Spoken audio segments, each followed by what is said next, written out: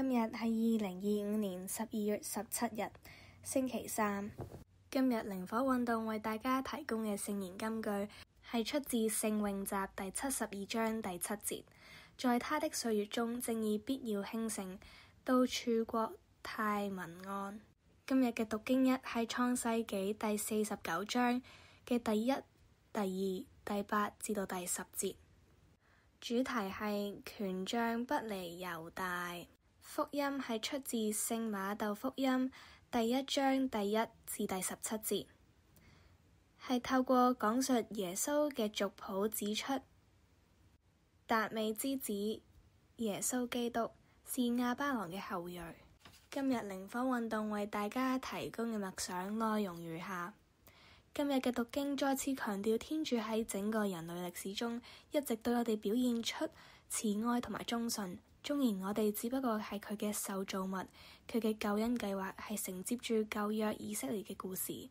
到新約以耶穌基督嘅事件達至高峰，並為普世人類圓滿咁完成咗。耶穌基督嘅人性應驗咗舊約對默西亞嘅預言，卡出自達味嘅後裔。而馬竇描述耶穌嘅族譜時，亦指出咗多一點，佢係亞巴郎之子。表達天主藉着耶穌對聖祖嘅許諾實現咗，耶穌基督成為萬民嘅光明同埋祝福，彰顯天主嘅正義。今年正值係教會慶祝禧年嘅時候，我最近為堂區嘅主日學同埋舞蹈班籌備一個古道行之尋根朝聖之旅，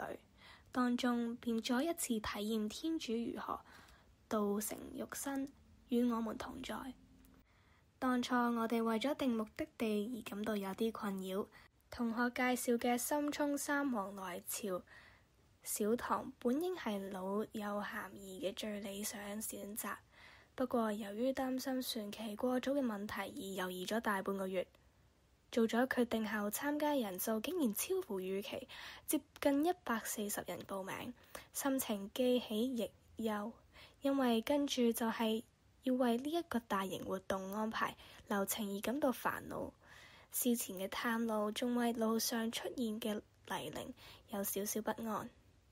最終太陽兄弟同我哋一齊歡度整個旅程，即使定下咗計劃，臨時亦都要作出改動，但真係感受到耶穌基督嘅人性延伸到教會內，藉着兄弟姊妹嘅同心合力下，使活動畫上圓滿嘅句號。特別最意想不到嘅係，我哋所有人竟然能夠聚喺一個小堂內，完成一台感恩祭，喺嗰度影咗一張大合照。呢一個確實係天主送畀我哋嘅禮物，佢嘅臨在亦都轉化咗我哋所有嘅顧慮，並照料我們一切嘅需要。今日祈禱同反思如下：